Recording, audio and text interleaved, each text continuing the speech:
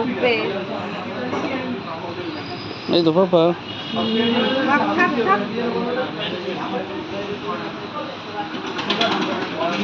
বকবে। এই তো পাপা, এই দেখো, এই দেখো পাপা, এই দেখো, এই দেখো পাপা, এটা কি গো?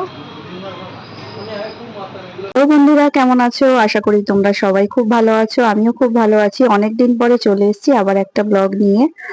দেখতেই পাচ্ছো আমি রেডি হয়েছি, চুড়িদার পরেছি।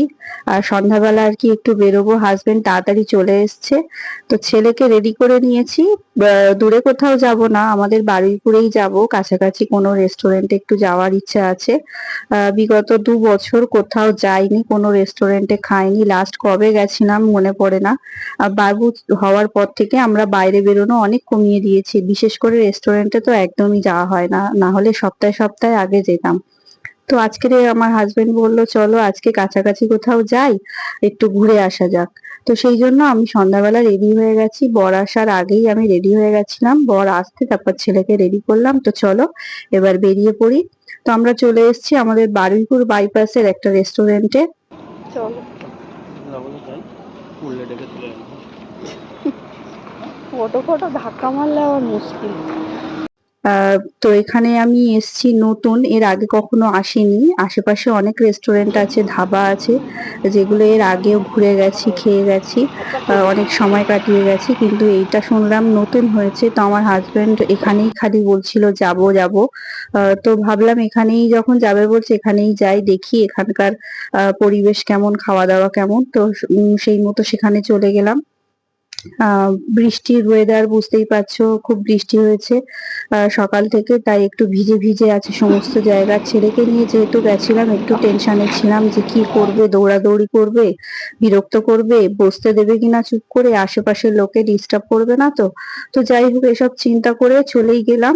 তো ছেলে তো গিয়েই বদমাইশি শুরু করে দিল। ওর পাপা বলছিল কোল থেকে নামাবো না, ওকে চেয়ারে বসিয়ে রাখবো, আমাদের সাথে খাবে। ভাবছিল খুব ভালো ভদ্রভাবে বসবে ও, কিন্তু সেটা একেবারেই হলো না। প্রথম প্রথম একটু জড়সড় হয়েছিল, কিন্তু চেয়ারে বসাতেই আসল রূপ দেখিয়ে দিল, টেবিলে চাপড় মারতে শুরু করলো। আর এই দেখো গোল গোল ঘুরতে শুরু করে দিয়েছে।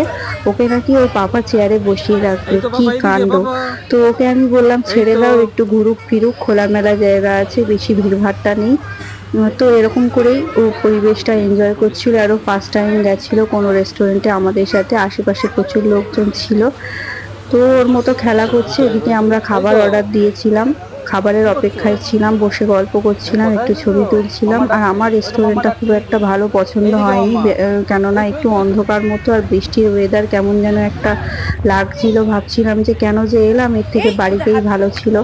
তো যাই হোক, এসেছি যখন কি আর করা তার যাবে, পেরেক টেরেক ছেলেটাকে আছে নিয়ে হাতে অনেকদিন ফুলে কোথাও যাবে। যাই না, বেরোই না। বাবা, তুমি আমাকে আর মুখে আমরা দিলে বাবা। বেশ কয়েকদিন সবাই অসুস্থ হয়ে মামি পড়েছিলাম গো, বাড়িতে। বেবি। তো একটু মুডটা চেঞ্জ করার জন্য একটু বাইরে এলাম আর কি।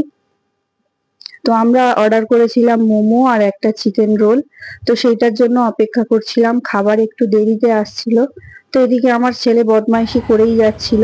তারপরে আমার হাজবেন্ড বলল চলো ততক্ষণ খাবার আসা অবধি আমরা একটু ফটোশুট করে নিই, ছেলেকে নিয়ে একটু ভিডিও করি, ফটো তুলি। তো সেটাই করছিলাম আমরা। দাঁড়াও।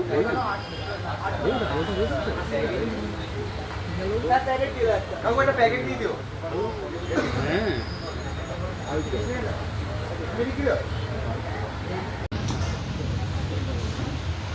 বাবা, রোলটাই আগে দিয়ে গেছে, রোলটাই আগে দিয়ে গেছে। হুম। প্রদীপটা আগে। তো বসো একসাথে বলো। ওইখানটা বলো, হাওয়াটা লাগে। দিচ্ছি দিচ্ছি দিচ্ছি। খাবে তো? হুম। আমি ভাই রাস্তার মাঝখানে 4 চাকা সাইড করে কেলা নিয়ে যাওয়ার জন্য ভিডিও কল করছি।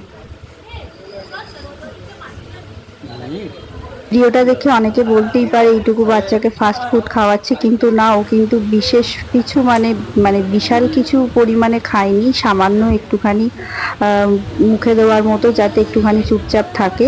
তো ওইটুকুই। তারপরে আমি রোলটা খাওয়া শুরু করলাম। এদিকে রোল খাওয়া শেষ হলো না, এদিকে মোমো এসে হাজির। এমনিতেই আমার খাওয়া প্রচন্ড স্লো, আমি খুব ধীর গতিতে খাই আর কি, সেই কারণে আমার রোল খাওয়া এদিকে শেষই হচ্ছে না, কিন্তু মোমো চলে এসছে। আর আমার ছেলে মোমোর প্লেটটা নিয়ে রীতিমতো কাঁটা চামচ দিয়ে গিচ্ছে, ভাবছে এই জিনিসটা কি। আর এই নিয়ে খেলা করছিল যখন, আমি ভাবলাম একটু ভিডিও করে, এই সুযোগে চুপচাপ তো একটু বসেছে, এদিকে হাতেও লাগিয়ে ফেললো। তো তাড়াতাড়ি করে ওর পাপা রুমাল দিয়ে মুছে দিল। আর আমি ফোনে কথা বলতে বলতে মানে কিভাবে মোমোটা খেলাম সেটা আমিই জানি। আমি বুঝতেই পারিনি মোমোটা এত গরম ছিল, আর একবারে পুরো মুখের মধ্যে পুড়ে দিয়ে আমার মুখটাই পুড়ে গেছিল। তো এবার আমরা বাড়ি যাব, তো তার আগে বিলটা পেমেন্ট করে দিল। তো বৃষ্টির ওয়েদারে বেশ ভালোই ঘুরলাম একটুখানি অল্প সময়ের মধ্যে। ছেলেকে নিয়ে বিশেষ দূরে একটু ভালো কোনো রেস্টুরেন্টে যাওয়ার মতো উপায় নেই, এত ছটফটে আর এত দুরন্ত, সে তো তোমরা দেখতেই পেলে। মাঝখানে একবার পড়েও গেছিল স্লিপ করে। তো চলো, দেখা হচ্ছে আবার নেক্সট ব্লগে। সবাই খুব ভালো থেকো, আর আমার পেজটা যারা যারা এখনো ফলো করোনি ফলো করে দিও। ব্লগটা কেমন লাগলো অবশ্যই কিন্তু তোমরা জানাতে ভুলো না। টাটা।